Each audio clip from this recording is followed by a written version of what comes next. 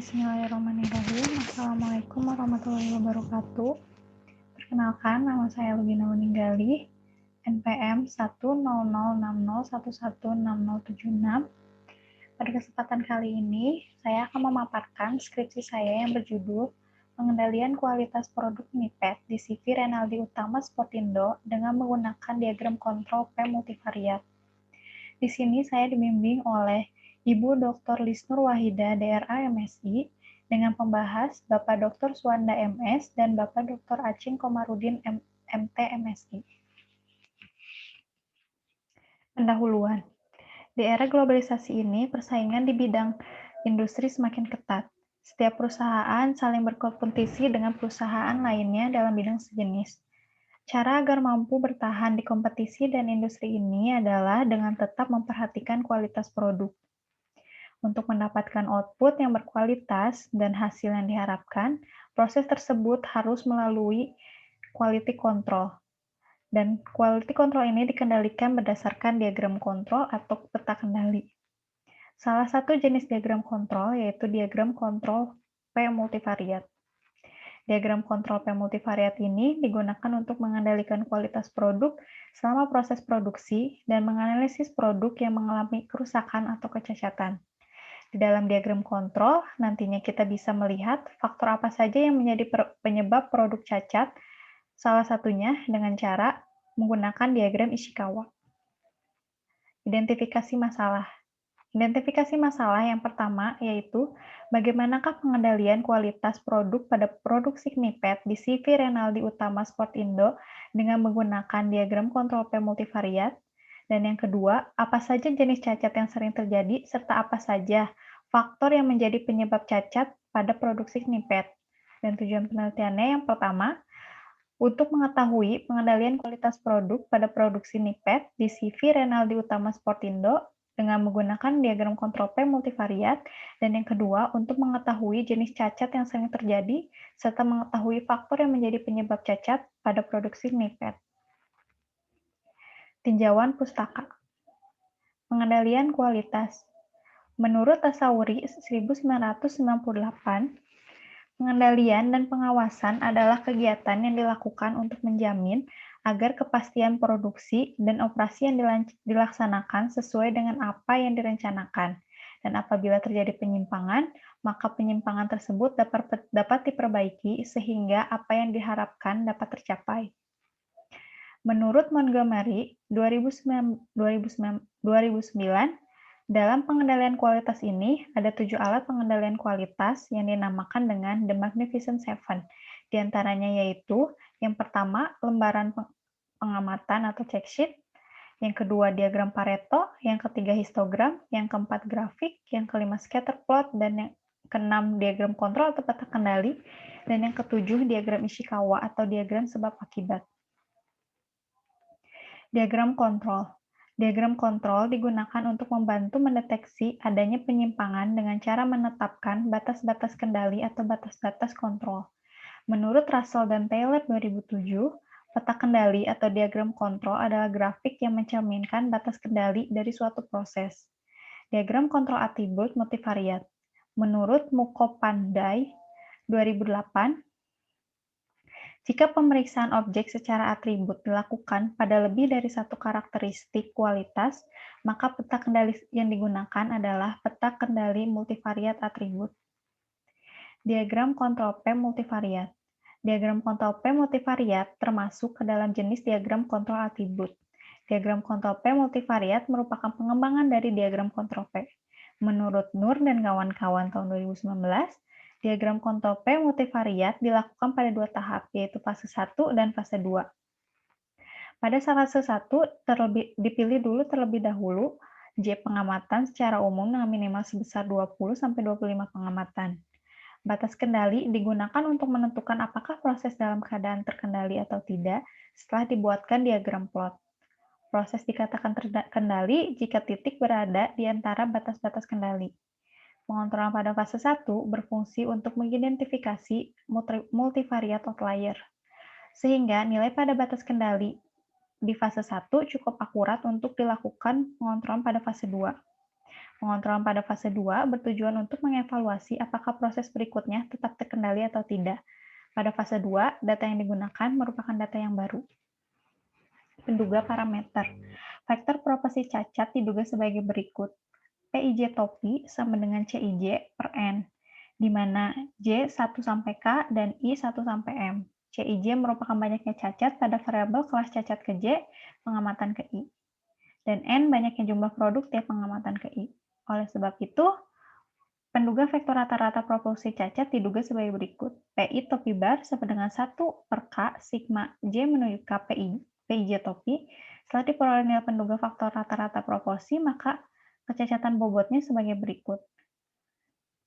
Delta I topi sama dengan I sigma I menuju K DI PIJ topi. Dan ini merupakan rumus batas kendali diagram kontrol P multivariat. Yang pertama, BKA sigma DIPI topi bar ditambah akar C kuadrat dikali 1 per M dalam kurung sigma DI kuadrat PI topi bar dikurangi sigma DI PI topi bar dikuadratkan. Garis tengah, sigma DI PI topi bar, menekan rumus BKB atas batas kendali bawah, sigma DI PI topi bar dikurangi akar dari C kuadrat dikali akar 1 per M dalam kurung DI kuadrat PI topi bar dikurangi sigma DI PI topi bar dikuadratkan. Diagram Ishikawa. Diagram ini berguna untuk menunjukkan faktor-faktor utama yang mempengaruhi kualitas dan mempunyai akibat pada masalah yang kita pelajari.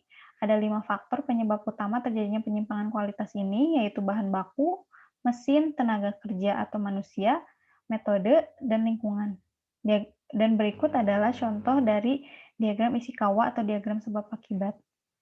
Diagram Pareto. Dengan menggunakan diagram Pareto, kita dapat melihat jenis cacat mana yang lebih dominan. Diagram Pareto mengklasifikasikan data dari urutan yang tertinggi hingga ke yang terendah. Berikut adalah contoh dari gambar diagram Pareto. Bahan dan metode. Bahan penelitian. Data yang digunakan dalam penelitian ini merupakan data sekunder yang didapatkan dari perusahaan CV Renaldi Utama Sportindo. Data tersebut merupakan data multivariat yang dimana terdiri dari 5 variabel produk cacat, yaitu cacat foam atau C1, cacat sleeve atau C2, cacat bordir atau C3, cacat warna atau C4, dan rusak atau C5. Di mana data ini merupakan data produksi yang mengalami cacat produksi pada produk nipet. Periode data yang diambil ada 2, yaitu data dari bulan Januari 2020 untuk fase 1 sampai dengan bulan Februari 2020 untuk fase 2, di mana tiap fasenya memiliki sebanyak 30 pengamatan. Berikut adalah data cacat produksi bulan Januari atau fase 1 dan data cacat produksi bulan Februari atau fase 2. Metode penelitian. Yang pertama, mengumpulkan data cacat produk.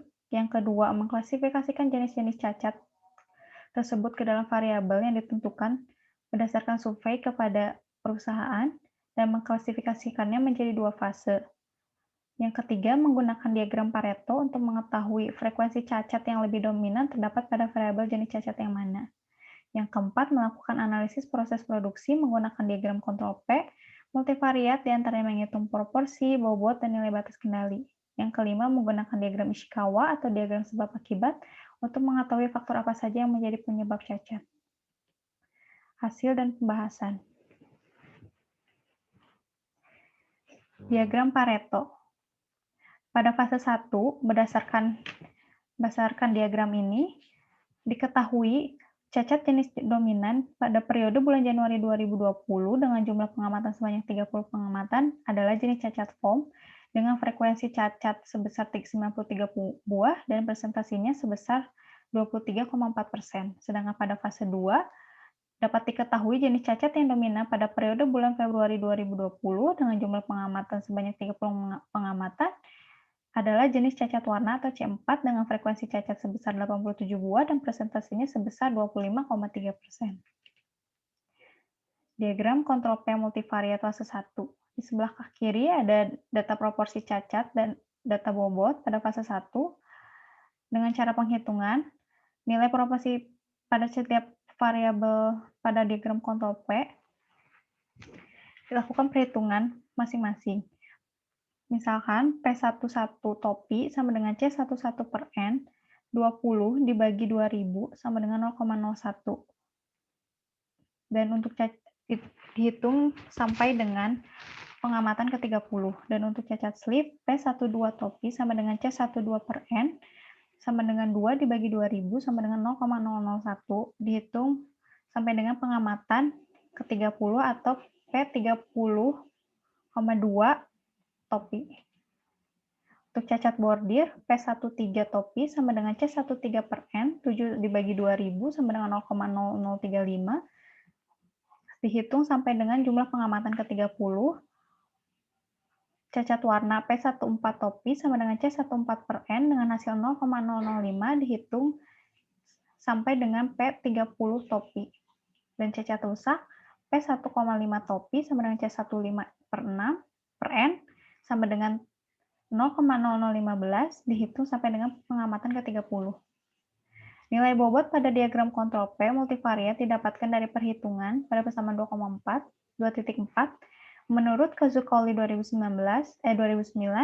nilai DI yang digunakan adalah D1 sama dengan 1, D2 sama dengan 0,853, D3 0,888, D4 sama dengan 0,880, dan D5 0,864. Dan perhitungannya sebagai berikut. Nilai bobot yang pertama sebesar 0,0157, bobot yang kedua 0,0343, dan bobot yang ke-30 adalah 0,0548. Setelah mendapatkan nilai proporsi dan nilai bobot pada tabel tadi, lalu kita melakukan perhitungan batas kendali atas, garis tengah, dan batas kendali bawah. Dengan taraf signifikansi alfa sama dengan 0,5, diperoleh batas kendali sebagai berikut. Dengan nilai BKA sama dengan 0,0848, nilai garis tengah 0,0460, nilai batas kendali bawah atau BKB 0,073. Dan di sampingnya ada gambar dari diagram kontrol P multivariat pada fase 1 dan dapat dikatakan terkendali, sehingga nilai-nilai pada fase 1 dapat digunakan untuk fase 2. Diagram kontrol pada fase 2 sama dengan fase 1 dihitung masing-masing dari proporsi cacatnya. Ada untuk cacat foam, cacat sleeve, cacat bordir, cacat warna, dan rusak dihitung sampai dengan 30 pengamatan. Dan ini juga nilai bobot pada diagram kontrol P multivariat didapatkan dari perhitungan tadi. Menurut Kazukaoli 2009, nilai DI yang digunakan D1 sama dengan 1, D2 sama dengan 0,853, D3 0,888, D4 sama dengan 0,880, D5 sama dengan 0,864, dan perhitungannya sebagai berikut. Bobot 1 sama dengan 0,0183, bobot 2 0,0227, bobot yang ke-30 sama dengan 0,0248. Dan berikut adalah hasil dari diagram kontrol P multivariat yang sudah diplotkan dan hasilnya terkendali, sehingga nilai batas kendali dapat digunakan untuk standar produksi perusahaan. Diagram Ishikawa dapat dilihat pada gambar di samping. Penyebab cacat pada produk snippet yang pertama yaitu faktor material, adanya takaran warna pada cairan yang tidak sesuai dengan standar perusahaan sehingga menyebabkan warna pada kain berbeda. Faktor kedua adalah yaitu kurangnya pengawasan saat produksi dan kurangnya ketelitian pegawai. Faktor ketiga adalah faktor lingkungan, yaitu bahan baku yang terkena rembesan air dan suhu ruangan yang lembab. Faktor keempat adalah faktor metode, yaitu prosedur pengerjaan yang tidak sesuai dengan prosedur perusahaan. Faktor kelima yaitu faktor mesin, yaitu mesin yang terkadang macet. Kesimpulan dan saran. Kesimpulan yang pertama, proses produksi nipet pada fase 1, yaitu periode bulan Januari 2020 dengan jumlah pengamatan sebanyak 30 pengamatan berdasarkan diagram kontrol P multivariat adalah terkendali dengan nilai batas kendali atas atau BKA sebesar 0,0848, nilai garis tengah atau GT sebesar 0,0460, dan nilai batas kendali bawah atau BKB sebesar 0,0073. Karena pada fase 1 proses sudah terkendali, maka nilai-nilai batas kendali tersebut digunakan untuk fase 2. Dan proses produksi nipet untuk fase 2 yaitu bulan Februari 2020 dengan jumlah pengamatan yang sama, yaitu dengan sebesar 30 pengamatan. Diagram kontrol P multivariatnya juga terkendali. Kesimpulan yang kedua, berdasarkan diagram Pareto, jenis cacat yang sering terjadi pada fase 1 yaitu jenis cacat foam dengan persentase sebesar 23,4%. Sedangkan pada fase 2 yaitu jenis cacat warna dengan persentase sebesar 25,3%.